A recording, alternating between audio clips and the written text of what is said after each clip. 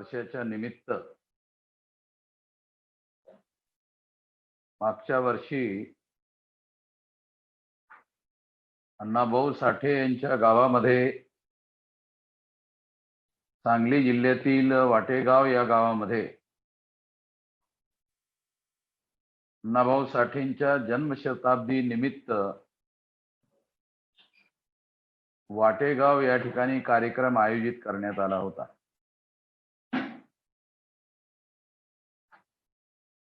आणि त्या कार्यक्रमामधून, त्या जन्मशताब्दीच्या कार्यक्रमामध्ये आम्ही अशी घोषणा केली होती बहुजन क्रांती मोर्चाच्या माध्यमातून की अण्णाभाऊ साठेंचा जो जन्मशताब्दीचा कार्यक्रम आहे तो संपूर्ण देशभर साजरा केला जाईल।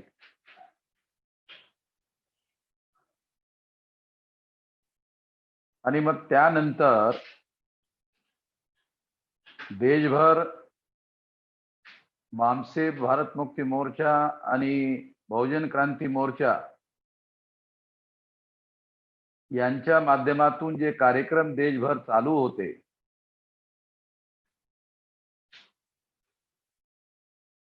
त्या सर्व कार्यक्रमाची जी काही प्रसिद्धी करण्यासाठी पॅम्पलेट किंवा बॅनर्स किंवा फ्लेक्स प्रिंटिंग केले जात होते, त्यानिमित्त अण्णाभाऊ साठे यांच्या जन्मशताब्दीच्या निमित्त हा कार्यक्रम आयोजित करण्यात आलेला आहे। अशा पद्धतीचं साहित्य, प्रिंटिंग केलेलं साहित्य तयार करण्यात येत होतं। मागच्या वर्षी ईव्हीएम मशीनच्या विरोधामध्ये काश्मीर ते कन्याकुमारी पर्यंत चालणारी परिवर्तन यात्रा काढण्यात आली होती। ही परिवर्तन यात्रा सुद्धा अण्णाभाऊ साठे यांच्या जन्मशताब्दी निमित्त काढण्यात आलेली आहे। असं साहित्य, प्रिंटिंग केलेलं साहित्य देशभर जेव्हा या काश्मीर ते कन्याकुमारी पर्यंत चालणाऱ्या कार्यक्रमामध्ये साहित्य पब्लिश केलं जायचं, त्या ठिकाणी सुद्धा अण्णाभाऊ साठे जन्मशताब्दीच्या निमित्त हे कार्यक्रम आयोजित केले जात आहेत। असं वेगवेगळ्या राज्यामध्ये, जम्मू काश्मीर, काश्मीरच्या खाली पंजाब, हिमाचल प्रदेश, चंदीगड, त्यानंतर हरियाणा, दिल्ली, राजस्थान, गुजरात, महाराष्ट्र, मध्य प्रदेशवरून पुन्हा उत्तर प्रदेशवरून बिहार, उत्तर प्रदेशवरून उत्तराखंड, उत्तराखंडवरून पुन्हा उत्तर प्रदेश आणि उत्तर प्रदेशवरून बिहार, बिहारवरून बंगाल, बंगालवरून ओरिसा, बंगालवरून झारखंड, झारखंडवरून ओरिसा, ओरिसावरून छत्तीसगड आणि छत्तीसगडवरून पुन्हा नागपूर आणि नागपूरवरून तेलंगणा स्टेटमध्ये, तेलंगणा स्टेटवरून ही परिवर्तन यात्रा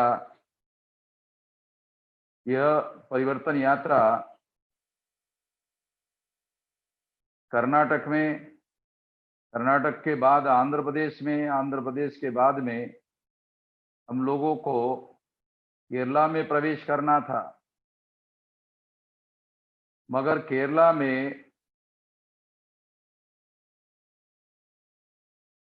हेल्थ इमरजेंसी कोरोना की वजह से लागू करने की वजह से हम लोग केरला में प्रवेश नहीं कर पाए। नहीं तो 6 मई को छत्रपति शाहू महाराज के पुण्यतिथि के निमित्त ये कार्यक्रम हम लोग समारोह का कार्यक्रम करने वाले थे।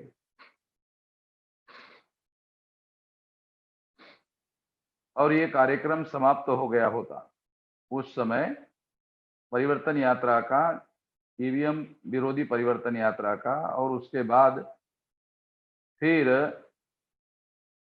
शताब्दी के कार्यक्रम का नियोजन बड़े पैमाने पर किया गया था और लाखों लोगों की संख्या में पूना में ये कार्यक्रम करने की हमारी योजना थी, जिसमें सारे महाराष्ट्र से लाखों लोगों को पूना में लाने की योजना थी और लाखों लोगों की संख्या में ये बहुत बड़ा कार्यक्रम करने की योजना थी। मगर कोरोना की वजह से हम ये काम नहीं कर पाए। बहुत दुख की बात है, ये अवसर था हम लोगों के लिए, मगर कोरोना की वजह से ये अवसर हम लोग पूरा नहीं कर पाए। 31 अगस्त को, यानी आज के दिन, अन्नाभाऊ साठे इनके जन्म को 100 साल पूरे हो रहे हैं और 1 अगस्त को हम 101वीं जयंती अन्नाभाऊ साठे की प्रवेश करेंगे। तो 31 अगस्त का जो दिन है, यह अन्नाभाऊ साठे के 100 साल पूरे होने का समय है। यानी साल भर चलने वाले शताब्दी के जो कार्यक्रम है, इसका समारोह का यह दिन है। इस शताब्दी के मौके पर जो कार्यक्रम हो रहे हैं, उस कार्यक्रम में मेरे बोलने के पहले बहुत सारे वक्ताओं ने अन्नाभाऊ साठे के जीवन, संघर्ष और साहित्य के बारे में, आंदोलन के बारे में, नेतृत्व के अभाव के बारे में बहुत सारी बातें अपने आंदोलन में, अपने भाषण में उन लोगों ने व्यक्त की है और बहुत सारी अच्छी बातें उन्होंने अपने भाषणों में व्यक्त की है। उनकी बातें सुनने के बाद बहुत खुशी की बात है कि बहुत अच्छी बातें बोलने के लिए मातंग जाति के अंतर्गत बहुत सारे नौजवान बहुत सारी अच्छी बातें बोलने के लिए, अपने आंदोलन का प्रतिनिधित्व करने के लिए, विचार की अभिव्यक्ति करने के लिए तैयार हो रहे हैं। ये सुनकर, ये देखकर मुझे बहुत खुशी हो रही है कि मातंग जाति के अंतर्गत उद्देश्य पूर्ति के लिए लड़ाई लड़ने वाले नौजवान तैयार हो रहे हैं। आपस में लड़ाई झगड़ा लगाने के लिए लड़ने वाले लोग नहीं, बल्कि उद्देश्य पूर्ति के लिए कार्य करने वाले नए नौजवान नेतृत्व का उदय हो रहा है। ये बहुत खुशी की बात, मैं ऐसा मानता हूं। अन्नाभाऊ का जो जन्म है 1 अगस्त 1920 को हुआ, इस हिसाब से 31 अगस्त 2020 को 100 साल पूरे हो रहे हैं।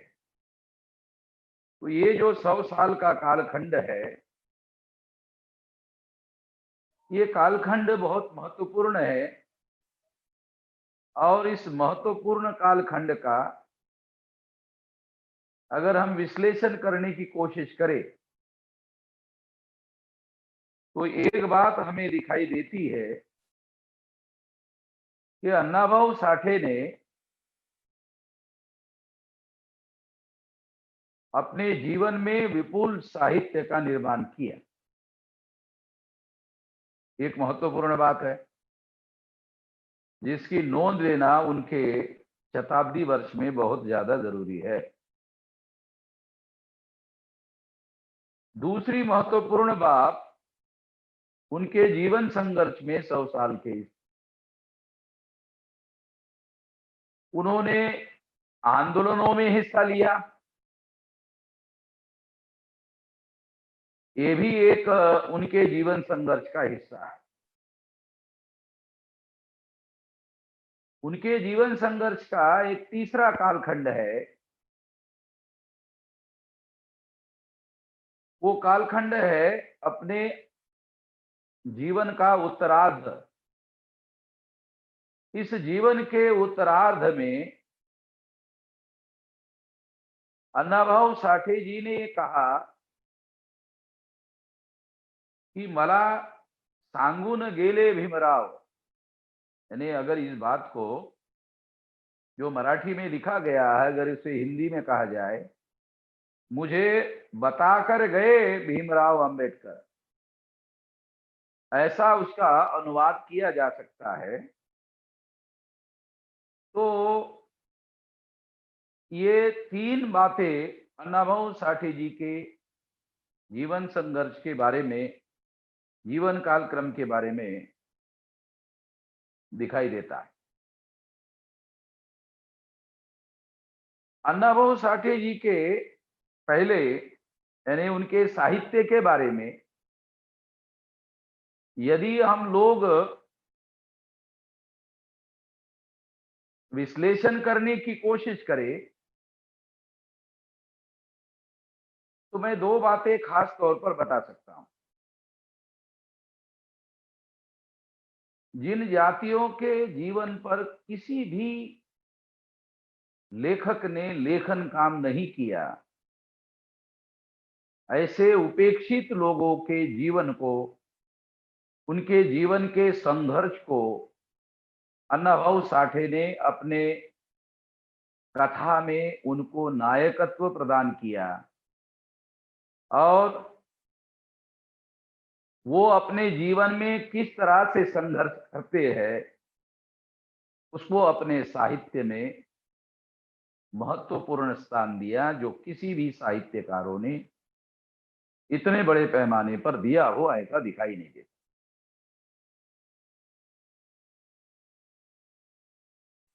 एक से अनेक जातियां जिनके जीवन पर किसी को कुछ जानकारी नहीं है, ऐसे लोगों के जीवन पर उन्होंने साहित्य लिखा और उन जातियों को, अलग अलग प्रकार की जो जातियां है उनको उन्होंने सब्जेक्ट बनाया। वो केवल मातंग जाति के बारे में लिखने का काम कर सकते थे मगर उन्होंने ऐसा नहीं किया। उन्होंने ब्राह्मणी जो व्यवस्था है, भेदभाव करने वाली व्यवस्था है, श्रमिक समानता का शिकार बनाने वाली व्यवस्था है, गैर बराबरी की व्यवस्था है, इस गैर बराबरी की व्यवस्था में जो पीड़ित जातियां हैं उनके जीवन को अण्णाभाऊ साठे ने विषय बनाया और उसको नायकत्व प्रदान किया, उनके जीवन के बारे में लिखा, एक से अनेक जातियों के बारे में। इससे एक बड़ा सबक मिलता है, वो ये कि अण्णाभाऊ साठे ने अपने साहित्य के द्वारा अनेक उपेक्षित जातियां, पीड़ित जातियां, ब्राह्मणवादी व्यवस्था से पीड़ित जातियों को जगाना चाहिए, उनको जगाकर इकट्ठा करना चाहिए और उनका आंदोलन खड़ा करना चाहिए, ऐसा एक संदेश उनके साहित्य से उपलब्ध होता है। यानी लोगों को जगाना चाहिए, लोगों को जोड़ना चाहिए, ये एक संदेश उसके माध्यम से दिखाई देता है। ये एक बहुत खास बात है जिससे अण्णाभाऊ साठे की जाति को मानने वाले जो लोग हैं, मातंग जाति के लोग हैं, उनको ये बात ध्यान रखना चाहिए। यानी दूसरी बात, उनको इससे ये सबक ग्रहण करना चाहिए कि जो लोग मातंग और महार इन लोगों के बीच में झगड़ा लगाने का काम करते हैं, निश्चित रूप से वो झगड़ा लगाने का काम नहीं कर रहे हैं, उनके पीछे ब्राह्मणवादी शक्तियां हैं, उनके इशारे पर ऐसे झगड़े लगाए जाते हैं। और इन झगड़ों में जो लोग भी सहभागी होते हैं, चाहे मातंग जाति के लोग हो, चाहे महार जाति के लोग हो, दोनों तरफ के जाति के लोग जब इस झगड़े में सहभागी होते हैं, तो वो दोनों के दोनों ब्राह्मणवादी लोगों के इशारे पर इस झगड़े को, इस कलह को बढ़ाने का काम करते हैं। ऐसा काम अन्नाभाऊ साठे के साहित्य में दिखाई नहीं देता, बल्कि झगड़े के बजाय जगाने का, जोड़ने का, इकट्ठा करने का, सारे उपेक्षित लोगों को, सारे पीड़ित लोगों को इकट्ठा आना चाहिए और इकट्ठा होकर ये लड़ाई लड़नी चाहिए, संघर्ष करना चाहिए। ये साहित्य में पढ़ने के बाद पता चलता है। फकीरा जब कोई लूटते थे तो उनका लूट का बंटवारा करने वाले लोगों को आदेश होता था कि महार और मातंग जाति के लोगों को समान रूप से इसका हिस्सा बांटा, हिस्सेदारी मिलनी चाहिए और इसके बीच में किसी प्रकार का झगड़ा नहीं होना चाहिए। ये फकीरा कादंबरी में, फकीरा उपन्यास में अन्नाभाऊ ने लिखा, तो इससे अन्नाभाऊ ही फकीरा के मुंह से बोलते हुए दिखाई देगी। लिखने वाले अन्नाभाऊ है, इसका मतलब है फकीरा के मुंह से अन्नाभाऊ खुद बोल रहे हैं, तो इसका मतलब अन्नाभाऊ की विचारधारा वहां दिखाई देती है। वो वहां अन्याय की बात नहीं कर रहे हैं, बल्कि न्याय की बात कर रहे हैं कि दोनों के साथ समान व्यवहार होना चाहिए और दोनों के साथ समान व्यवहार होना चाहिए, अन्याय नहीं होना चाहिए, इसकी खबरदारी लेनी चाहिए। और इसमें भी उन्होंने एकता का संदेश देने की कोशिश की। ये बात भी हम लोगों को सबक सीखने की जरूरत है।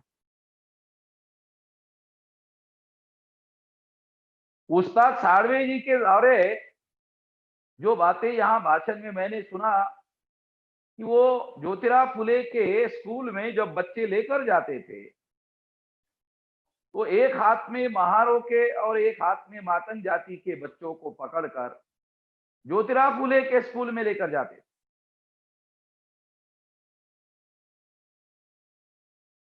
ज्योतिराव फुले के स्कूल में लेकर जाते वक्त उस्ताद साळवे किसी प्रकार का कोई भेदभाव नहीं करते थे।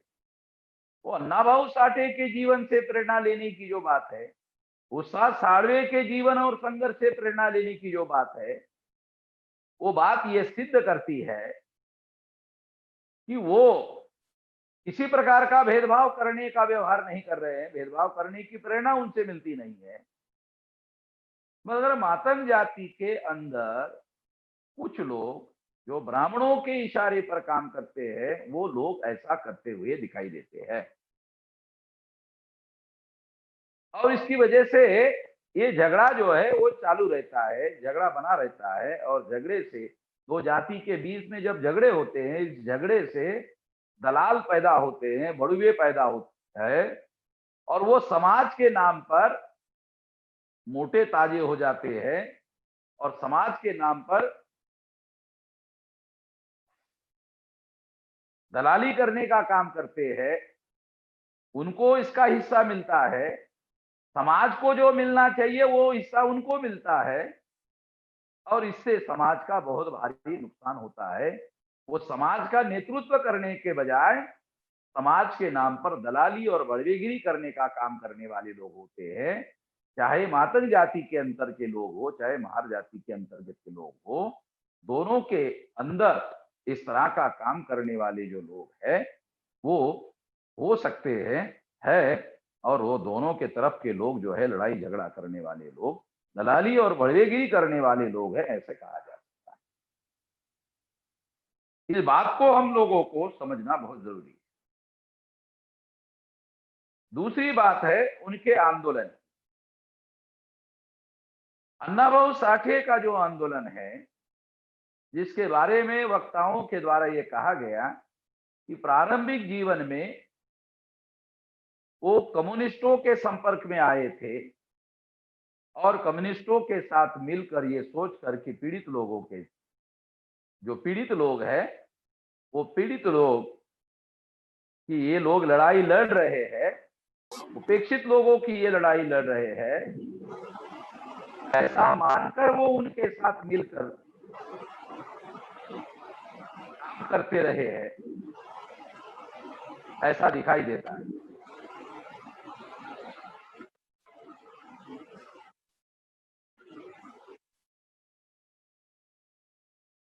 तो ये आवाज, इसमें दूसरा कोई आवाज मिक्स हो रहा है, इसकी थोड़ी खबरदारी ले लो। प्रभाकर, दूसरा इसमें कोई आवाज मिक्स हो रहा है। माइक बंद कर दी, बंद कर दिया अभी। हाँ, तो इस तरह से प्रारंभिक जीवन में वो ऐसा करते हुए दिखाई देते हैं, मगर जैसे ही उनको एहसास होता है, जैसे ही उनको रियलाइजेशन होता है कि ये लोग केवल हमारा इस्तेमाल कर रहे हैं और हमें यहाँ पर बराबरी का अधिकार, बराबरी का मान और सम्मान नहीं मिल रहा है, इस बात का एहसास होते ही अन्ना भाऊ उस बात का, उस आंदोलन का त्याग कर देते हैं। और त्याग करते हैं, ऐसा हिस्टोरिकल फैक्ट आज के कार्यक्रम में भी दिखाई दिया और बोलने वाले वक्ताओं के अंतर्गत भी दिखाई दिया है कि वो ऐसा उनके द्वारा जानकारी आई। और जब वो त्याग करते हैं तो त्याग करने के बाद तीसरा जो उनके जीवन का उत्तरार्ध है, वो उत्तरार्ध में दो बातें बहुत महत्वपूर्ण है। एक है उनकी सबसे फेमस जो उपन्यास है मराठी में, जिसे कादंबरी कहते हैं, फकीरा। फकीरा जिसको महाराष्ट्र सरकार के द्वारा बहुत अच्छा साहित्य के तौर पर बख्शिश दिया गया, तो वो साहित्य, वो जो कादंबरी है, उपन्यास है, वो उन्होंने बाबा साहब आम्बेडकर के संघर्षरत लेखनी को अर्पित की है। ये एक बहुत महत्वपूर्ण परिवर्तन अन्ना भाऊ साठे के जीवन में उत्तरार्ध में, जीवन के उत्तरार्ध में दिखाई देता है। एक तो ये बात है। दूसरी महत्वपूर्ण बात, उन्होंने जो एक गीत लिखा, उस गीत का टाइटल है जग बदल घालूनी घाव।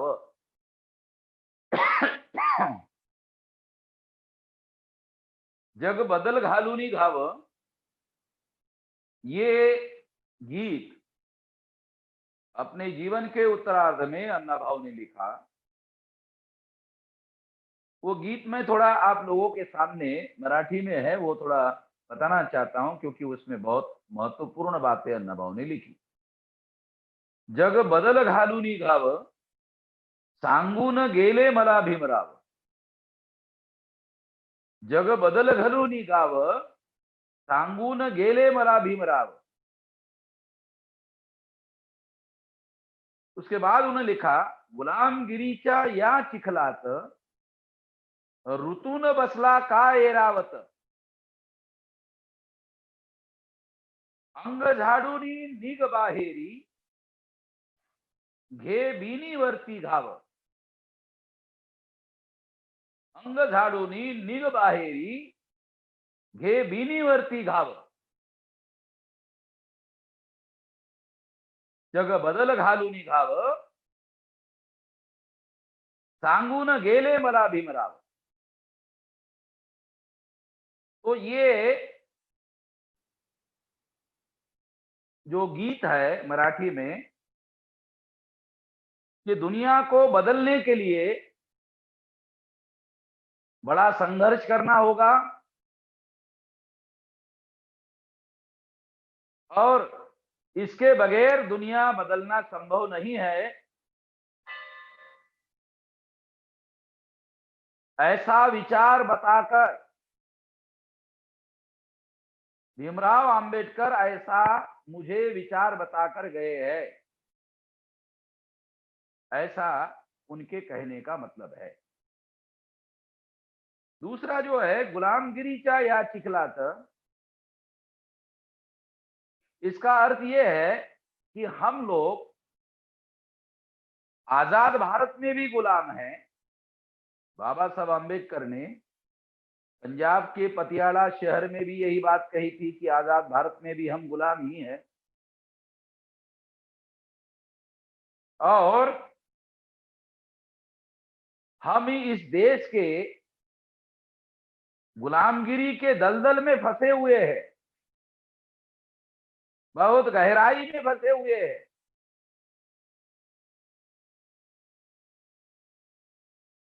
और ये इतना जो बहुत बड़ी संख्या वाला जो समाज है, जिसे उन्होंने एरावत यानी हाथी की संज्ञा दी,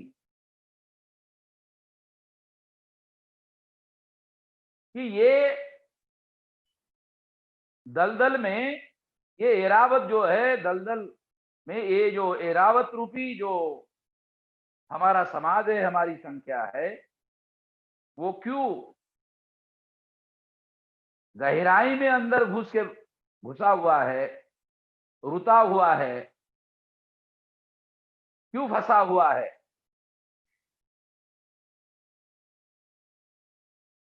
इस दलदल से निकलना होगा, और निकलने के लिए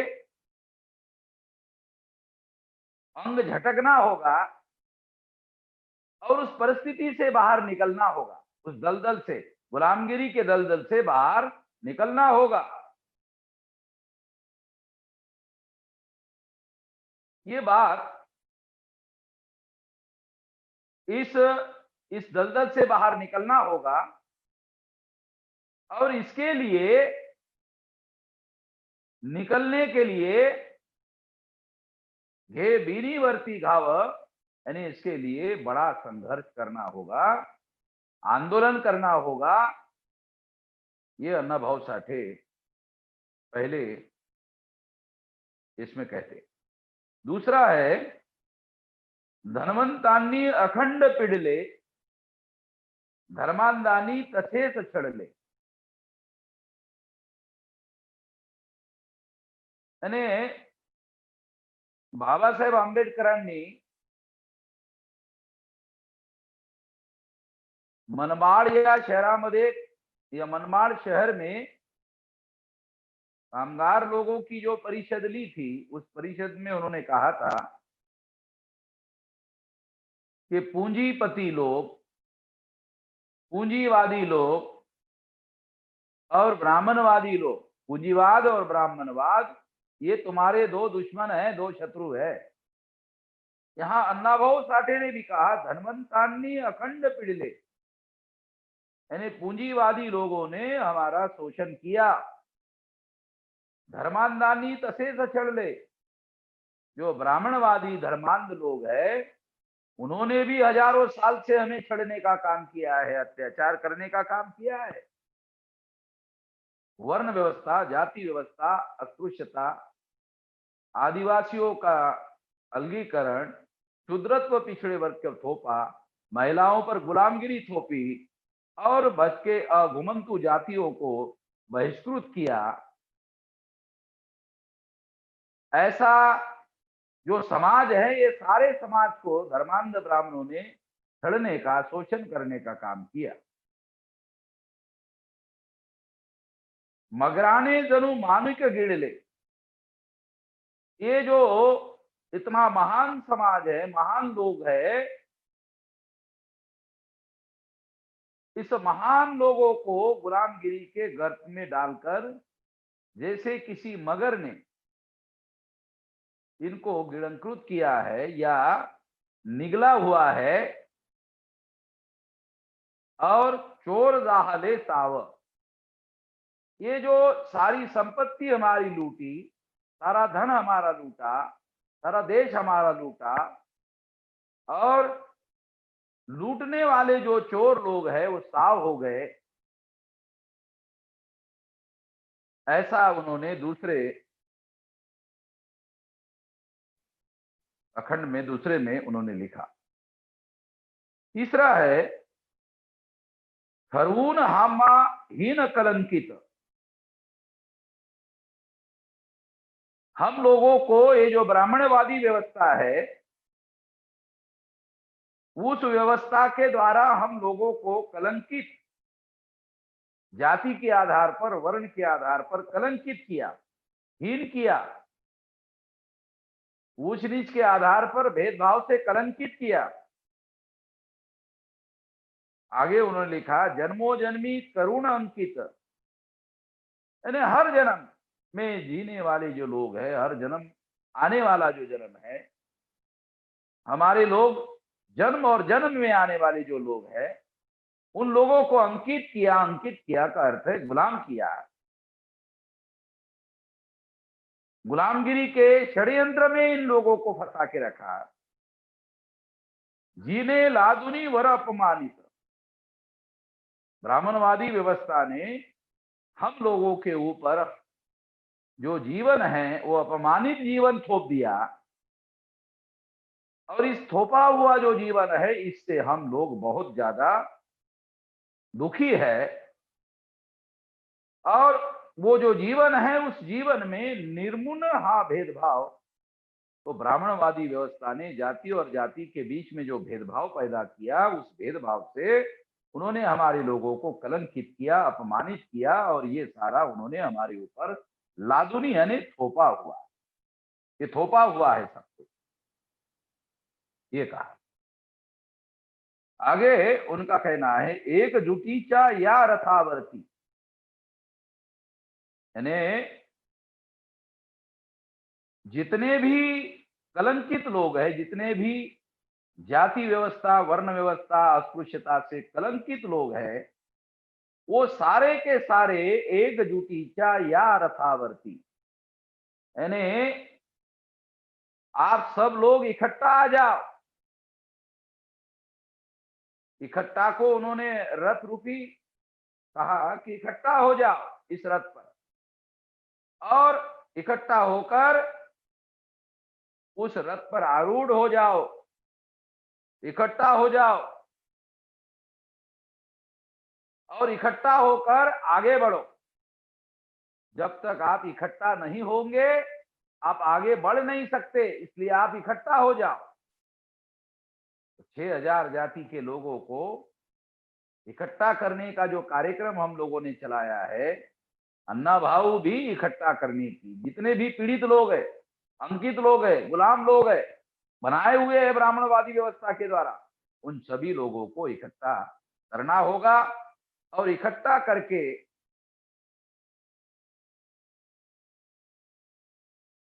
आगे बढ़ना होगा।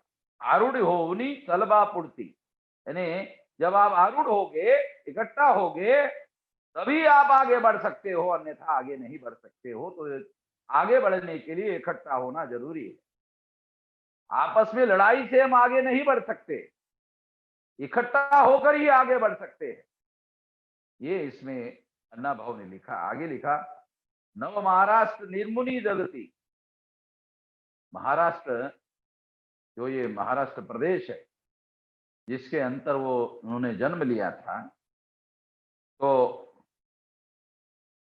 हमको इकट्ठा होकर महाराष्ट्र का निर्माण करना होगा, देश का निर्माण करना होगा। करी प्रकट निज नाव, तो हम लोगों को ये जो निर्मिति है ये करना होगा और आगे बढ़ना होगा। ऐसा अण्णाभाऊ साठे ने जग बदल घालूनी घाव ये जो गीत लिखा, इस गीत में अण्णाभाऊ साठे ने इतनी महत्वपूर्ण बातें लिखने का काम किया है, ऐसा दिखाई देता है। तो इसका मतलब ये है कि अण्णाभाऊ साठे जी के माध्यम से हम लोगों को इकट्ठा होने के बारे में अपने जीवन के उत्तरार्ध में उन्होंने ये बताने का काम किया है। तो जो मातंग जाति के लोग हैं, जो महार जाति के लोग हैं, अण्णाभाऊ साठे से अगर कोई प्रेरणा लेना चाहते हैं तो वो इकट्ठा होने की प्रेरणा लेना होगा।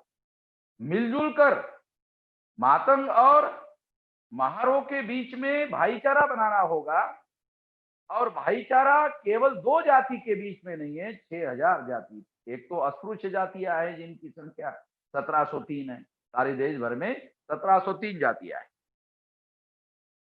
और 801 ट्राइब्स है। महाराष्ट्र में लगभग 42-43 नोमिडिक ट्राइब की जातियां हैं, और वैसी सारे देश भर में कई कई जातियां नोमिडिक टाइप की भी है। इसके अलावा 3743 जातियां इंक्लूडिंग घुमंतु जातियां मिलाकर, घुमंतु है, मोस्ट बैकवर्ड है और कन्वर्टेड माइनॉरिटी की मिलाकर 3743 जातियां हैं। इन सभी लोगों को मिलकर ये लड़ाई लड़नी होगी, ये बात खास तौर पर समझना और जानना बहुत जरूरी। दूसरी एक और बात भी मैं इस संबंध में बताना चाहता हूं कि ये जो लड़ाई झगड़ा महार और मातंग के बीच में जो लड़ाई और झगड़ा ब्राह्मणवादी लोग लगा रहे हैं या लगाते हैं, उसमें एक मुद्दा आरक्षण का होता है। तो जो आरक्षण है, जिसमें नौकरी का आरक्षण है, एजुकेशन का आरक्षण है और रिजर्वेशन इन प्रमोशन का है, और एक आरक्षण पॉलिटिकल आरक्षण। ये सभी प्रकार का आरक्षण बाबा साहब आम्बेडकर ने लड़ाई लड़कर ये अधिकार हासिल करवा के दिया। 13 अगस्त 1943 को 8.33% रिजर्वेशन का ऑर्डर बाबा साहब आम्बेडकर जब लेबर मिनिस्टर बने, तब अंग्रेजों के साथ लड़ झगड़ कर ये 8.33% रिजर्वेशन उन्होंने शेड्यूल कास्ट के लोगों को ऑल इंडिया में लागू करवाया। इसमें मातंग जाति के लोगों को भी लागू करवाया। ये बात हम लोगों को समझना होगा। 1943 को अन्नाभाऊ साठे 23 ईयर ओल्ड थे, 23 साल के थे। जब वो 23 साल के थे, तब बाबा साहब आम्बेडकर ने 8.33% रिजर्वेशन सारे देश के अछूतों के लिए, केवल महाराष्ट्र के नहीं, हासिल करवाया, लागू करवाया। दूसरा, जब 26 जनवरी 1950 को इस देश में संविधान लागू किया और मनुस्मृति के द्वारा जो अधिकार खत्म किए गए थे, वो सारे अधिकार बाबा साहब आम्बेडकर ने संविधान के द्वारा बहाल करवाए। जब ये अधिकार उन्होंने बहाल करवाए, उस समय अन्ना उम्र 30 साल की थी। यानी इसका मतलब ये है कि संविधान में जो सारे अधिकार हासिल करने में बाबा साहब आम्बेडकर सारे अछूतों के लिए, सारे आदिवासियों के लिए, सारे पिछड़े वर्ग के लिए हासिल करने में कामयाब हुए, तो ये अधिकार जब हासिल किए तो उस समय अन्नाभाऊ साठे जी की उम्र 30 साल की थी। यानी निश्चित रूप से ये बाबा साहब आम्बेडकर के द्वारा सारे के सारे अधिकार हासिल करवाए गए।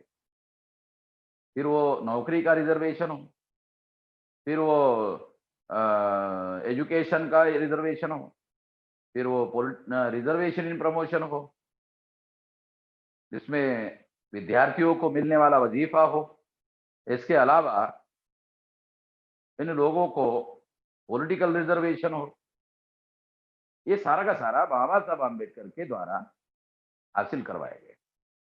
इस संबंध में मैं थोड़ी बात आपको बताना चाहता हूं कि जब 26 जनवरी 1950 को लागू हुआ रिजर्वेशन, तो वो शेड्यूल कास्ट और शेड्यूल ट्राइब के लिए लागू हुआ, और बैकवर्ड क्लासेस के लिए भी 340वां आर्टिकल लागू करके उनके लिए भी रास्ता ओपन कर दिया। जो पॉलिटिकल जो सर्विसेज का रिजर्वेशन है, उस रिजर्वेशन का बंटवारा होना चाहिए। सारे के सारे अधिकार को महार जाति के लोगों ने पूरा का पूरा कब्जा कर लिया है, ऐसा ब्राह्मण जाति के लोग, मातंग जाति के कुछ लोगों का भ्रम निर्माण करने की कोशिश करते हैं। ये बात सही है नहीं। महाराष्ट्र में 13.5% शेड्यूल कास्ट की संख्या है। इस संख्या में लगभग 8-8.5% महार जाति के लोग हैं और 5-5.5% नॉन महार शेड्यूल कास्ट के लोग। सुलभा ब्रह्मे समाज विज्ञान संस्थान जो पुणे में थी, उन्होंने जाति न्याय संख्या सारे महाराष्ट्र में इकट्ठा करने की कोशिश की। उसके अंतर्गत जो उन्होंने आंकड़े पब्लिश किए, उस आंकड़ों के आधार पर सुलभा ब्रह्मे समाज विज्ञान संस्था पुणे की उन्होंने आंकड़े इकट्ठा किए। उन आंकड़ों के अनुसार 2.25% मातंग जाति के लोग सारे महाराष्ट्र में, 2.25% चर्मकार जाति के लोग महाराष्ट्र में, तो 2.25 और 2.25 4% हो गए। 8 और 4 12% और 1.5% और बहुत सारी जातियां ऐसी है, कोई केवल तहसील में ही है या किसी एक जाति एक जिले में ही है और बाकी कहीं पर भी नहीं है, कई हजारों में, तो ज्यादा से ज्यादा कोई 1 लाख में। तो इस तरह से ये जो संख्या का आंकड़ा सुलभा ब्रह्मे समाज विज्ञान संस्था के अनुसार, ये आंकड़े मैं आप लोगों को बता रहा हूं। दूसरी बात महत्वपूर्ण है, वो महत्वपूर्ण बहुत ये है कि सरकार के द्वारा जानबूझकर, क्योंकि कांग्रेस ओरिजिनल ब्राह्मणों की पार्टी है, सरकार इन जातियों के आंकड़े, जाति के संख्या के न्याय आंकड़े घोषित करना चाहिए, जाति न्याय आंकड़े घोषित करना चाहिए और सरकार के द्वारा यह घोषित कर देना चाहिए, ताकि किसी भी जाति के बीच में किसी प्रकार का कोई झगड़ा ना हो। मगर सरकार खुद ही, जो ब्राह्मणवादी लोगों की सरकार है, वो झगड़ा लगाना चाहते हैं। झगड़ा लगाने के लिए सारी बातें करना चाहते हैं, इसे छुपाना चाहते हैं। तो कानून के अनुसार, संविधान के अनुसार एक जाति को आरक्षण नहीं दिया जा सकता। अगर एक जाति को आरक्षण देने की प्रथा और परंपरा शुरू हुई तो फिर ये मिल सकता है, मगर अभी तक सुप्रीम कोर्ट ने एक जाति के किसी भी एक जाति वाले व्यक्ति को आरक्षण अभी तक दिया नहीं। तो इसलिए एक जाति के आदमी को आरक्षण नहीं मिल सकता, मगर सोशल कैटेगराइजेशन के नाम पर आरक्षण दिया जा सकता है। महाराष्ट्र में शेड्यूल कास्ट के, मैं ऐसा मानता हूं, शेड्यूल कास्ट को सोशल कैटेगराइजेशन, 3 कैटेगराइजेशन करना चाहिए। एक ए ग्रेड बनाना चाहिए, जिसमें ए ग्रेड में कुछ जातियां रखनी चाहिए जो एजुकेशनली एडवांस है। दूसरा मध्यम जातियां, तो मध्यम जातियों में मातंग और चर्मकार को रखा जा सकता है महाराष्ट्र में, और उनकी जो संख्या दोनों की मिलाकर है, इसकी गिनती कराई जाए और गिनती के अनुसार उनको एग्जीक्यूटिव ऑर्डर में ऑर्डर दिया जाए।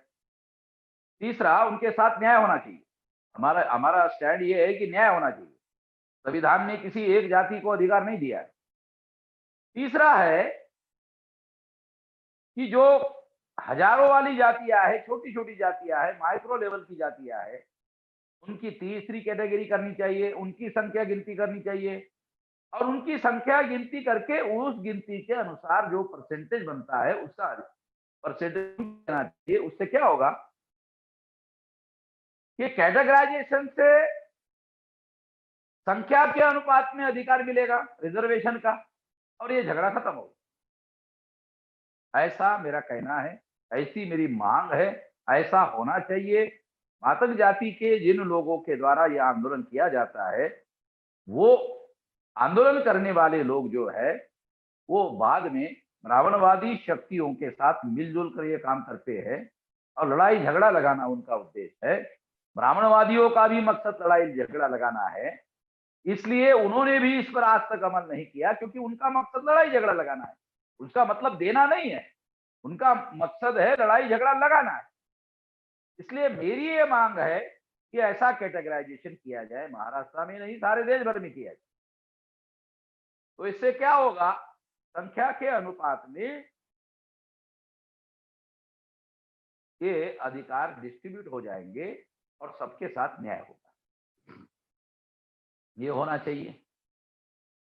दूसरा है पॉलिटिकल रिजर्वेशन के बारे में मातंग जाति के लोगों का ये कहना है कि जो पॉलिटिकल रिजर्वेशन है, महार लोगों ने धर्म परिवर्तन करके बौद्ध धर्म स्वीकार किया और स्वीकार करने के बाद में उनको जो बाकी संख्या बची हुई है, वो बची हुई संख्या के लिए जो रिजर्वेशन बचा हुआ है उसमें जो बौद्ध हुए लोग हैं उनको इसमें शामिल नहीं होना चाहिए। एकदम सही कहना है उनका, 200% सही है।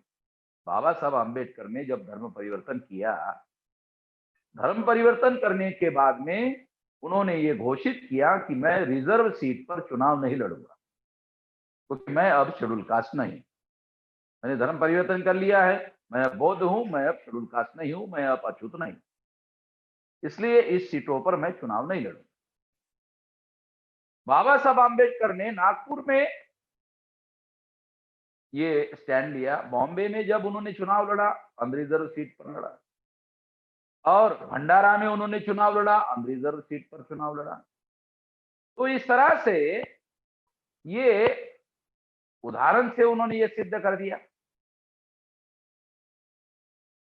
मगर 1955 को बाबा साहब आम्बेडकर ने जो गांधी जी के द्वारा, क्योंकि ये पॉलिटिकल रिजर्वेशन आया कैसे, ये इतिहास मातंग जाति के लोगों को पता है या नहीं है मुझे मालूम नहीं है, मगर मैं थोड़ा इतिहास आपको बताना चाहता हूं कि राउंड टेबल कॉन्फ्रेंस में बाबा साहब आम्बेडकर ने सारे देश के अछूतों के लिए सेपरेट इलेक्टेड की डिमांड, जब उन्होंने सेपरेट इलेक्टेड की डिमांड की तो सेपरेट इलेक्टेड की डिमांड करने की वजह से और गांधी जी के साथ बहुत बड़ा झगड़ा करके, अंग्रेजों के साथ बहुत बड़ा झगड़ा करके उन्होंने सेपरेट इलेक्टेड का अधिकार हासिल किया 17 अगस्त 1932 को। ये अधिकार उन्होंने हासिल किया। जब ये अधिकार उन्होंने हासिल किया तो गांधी ये अधिकार 17 अगस्त 1932 को सेपरेट इलेक्टेड का अधिकार हासिल किया।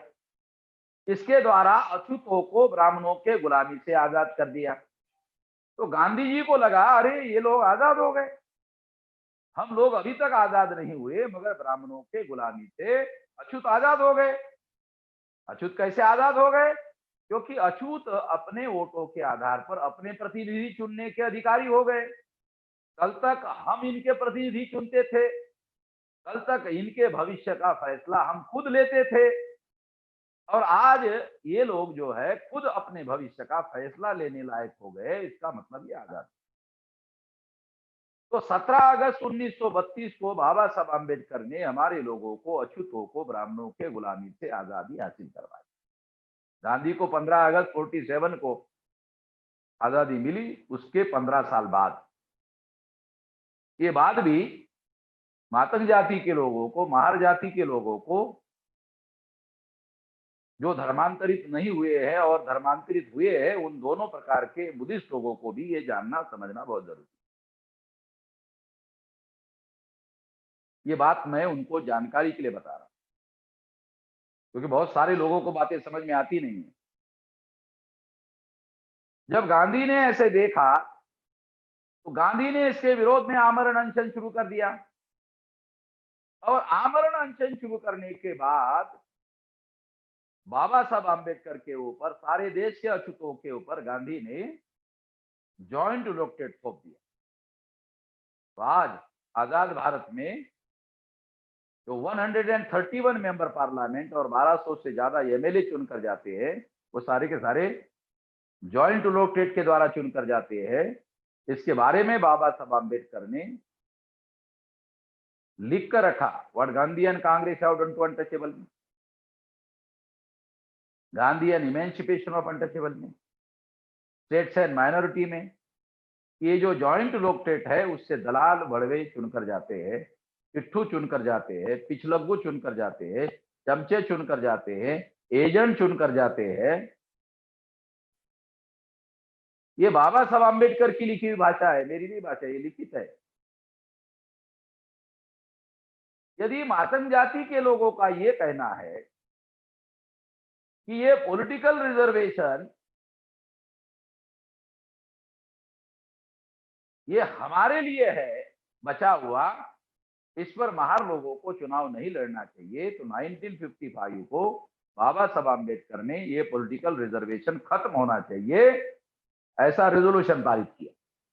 उनके मृत्यु के बाद 1957 को औरंगाबाद में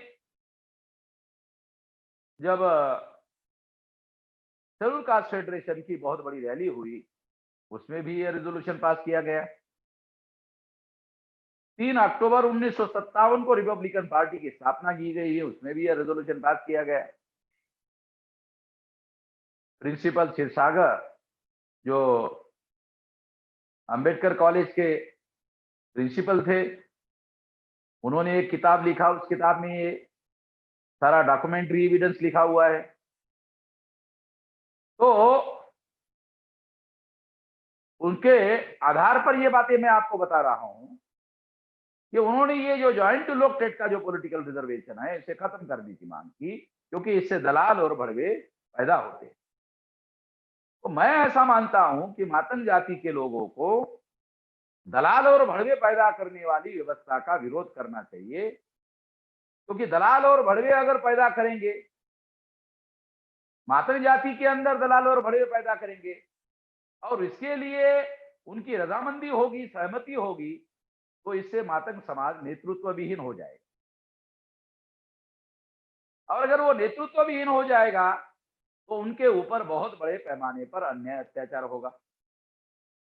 एक तो मातंग और महार, इनके बीच में जब लड़ाई झगड़ा लगाया जाता है, लड़ाई झगड़े का परिणाम क्या होता है?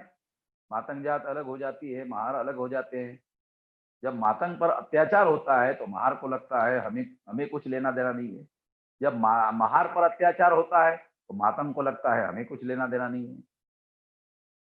तो इसकी वजह से अत्याचार दोनों के ऊपर बढ़ जाता है। अगर ये इकट्ठा होकर महाराष्ट्र के समाज जीवन में अगर ये दोनों लोग इकट्ठा होकर लड़ाई लड़े तो अत्याचार करना इतना आसान काम नहीं है। अगर हर गांव में ये इकट्ठा होकर लड़ाई लड़ने का काम करे तो फिर बहुत मुश्किल हो जाएगा अत्याचार करने वाले लोगों को। एक तो ये बात है। दूसरी बात, अगर दलालों को हमने अपना नेता मानना स्वीकार किया तो मातंग जात नेतृत्व विहीन हो जाएगी। महार भी अगर इसको मान्यता देते हैं तो वो भी नेतृत्व विहीन हो जाएंगे, और जब वो नेतृत्व विहीन हो जाएंगे तो दोनों के दोनों ऊपर भी अत्याचार अन्याय होता रहेगा, बढ़ता रहेगा।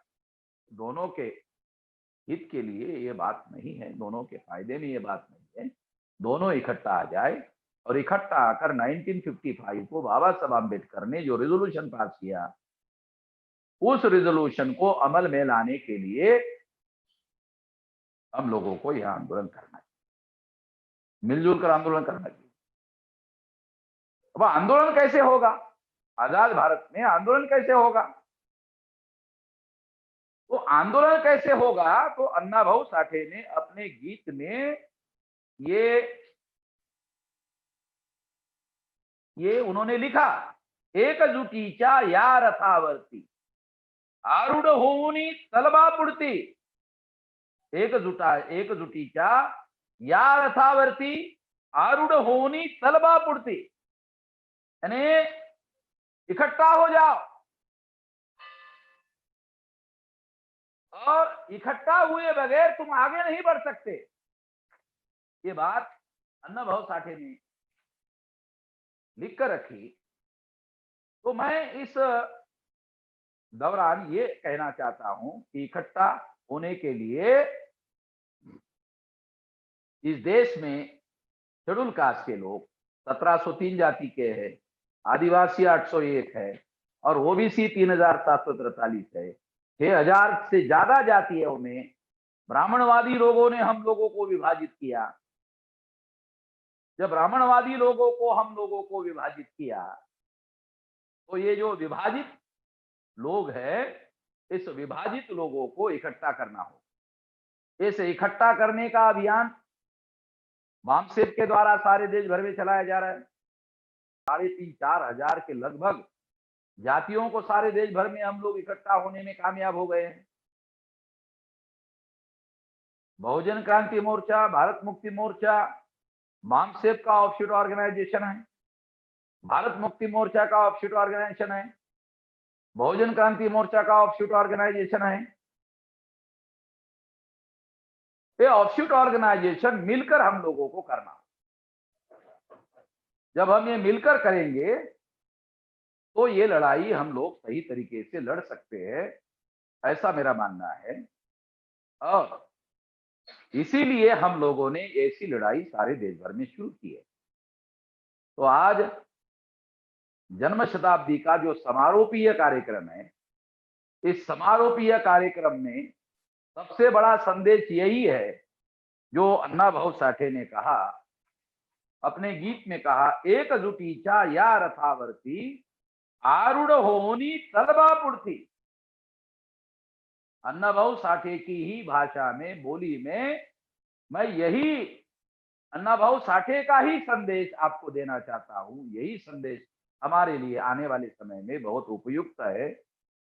ऐसी बात कहकर अपनी बात यहीं पर समाप्त करता हूं।